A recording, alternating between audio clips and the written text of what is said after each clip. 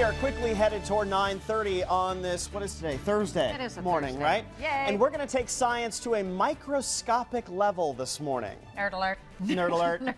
Yes! But for good reason. COSI is here today, and they are going to show us how small parts of science have kind of big bang. It's pretty interesting. Yeah, so tonight, Good since to have it's you here, Thursday, Ty. thanks for having me here. You bet. So tonight we're having our 21 plus night, our COSI After Dark, and tonight's theme is microscopic mysteries. So adults 21 plus get a free run of the museum tonight, so they can come with no kids and explore.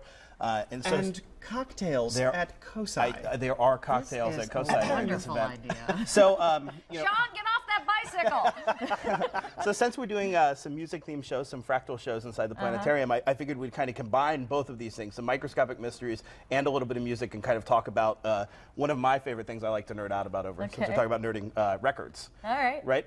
So to get started, let's talk a little bit about how traditional music works, right? If most people listen to music now on MP3s, and when you're listening on MP3s, you got bytes, ones and zeros, right? And what the computer is doing is looking at that first number, looking at the second number, making a guess between, and then giving you your sound, right? Giving you your waveform.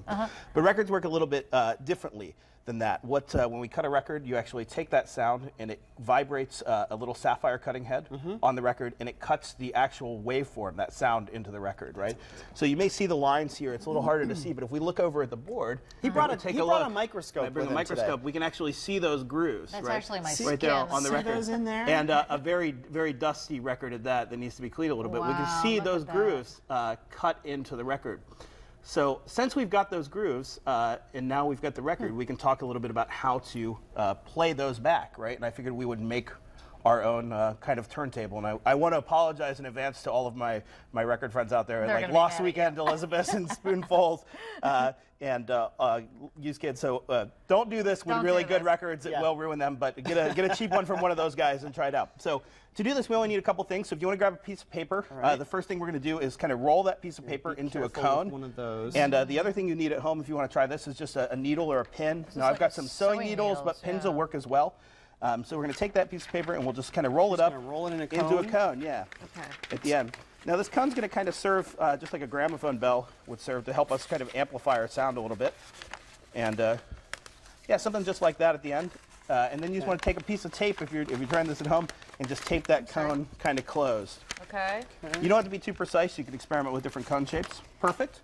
Close your cone. So once we've got our cone taped there at the end, what we're going to want to do is just tape a needle so it kind of sticks over the end there, sticking out kind of with the pointy end of the needle out. Okay. Now, So these are just regular sewing needles. yeah, they're This just is sewing not- needles. Now, a turntable needle is going to be more precise than that. It's going to be designed to either track, stereo or mono records. And like I said, these ones are And you're putting that on the very outside? dull comparatively. Yeah, and the outside just pointing right out towards there. Okay. Okay. All right. Hopefully that's So firm we've got a cone with a needle on it. Yep. Now, so when records are cut, 12 inches are typically cut at 33 RPM. That means that this record over a minute will spin around 33 and a third times. So when we spin this by hand, we're not going to get that precise. So we'll hear the record, the faster we spin it, the higher the pitch will get. The slower we spin it, the lower it'll get. So what we're going to do is, if you want to take, you've got yours finished over there, Marshall. If you want to take it and kind of put it down in one of the grooves right there. Just put it on one yeah, of the you kind of want to angle it a little bit. Kind of imagine that the record head's kind of pointed like that. So if we kind of angle, yeah, just like that. And then what I'm going to start doing is I'm going to start spinning that, and I'll have you I'll bring hold that microphone Sure. over there. Turn this way, maybe. And as we turn it, we can start hearing that music come out. Yeah.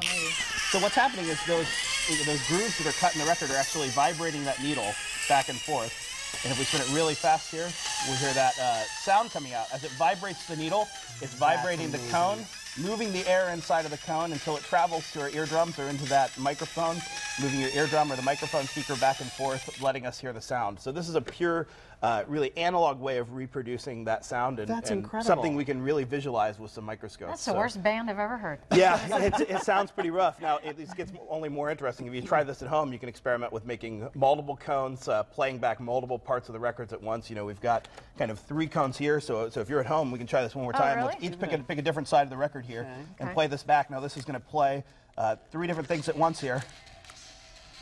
And we really hear some kind of interesting, crazy sounds coming out of this one now. So this is a great way to kind of experiment, get different sounds out of the record, and create your own kind of unique musical instruments with multiple cones here. Have a little experimental music along with your science. How fun. fun is that? It's like the old phonograph Well, principle. but- Yeah, I was gonna exactly. say, That's that's- gramophone bells work exactly Right. the same. You know, and it works the same on the record player.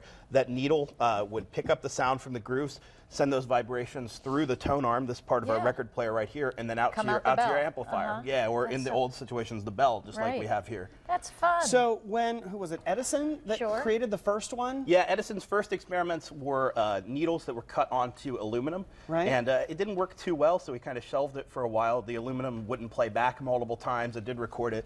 He moved on to wax cylinders, and now when they make records, which they actually do right here in Columbus at Music Hall, they press records, Really? and you can record there. They take aluminum discs, cover them with acetate, which is basically nail polish, and then use that sapphire head to cut in the master, make a stamper, and then have basically pucks of this polycarbonate material, stamp it down onto the master, and you end up with your final produced record here. awesome. Amazing. That's Pretty cool. fantastic. When I play Thanks, Trivial Ty. Pursuit, you're on my team. That's all I'm going to say.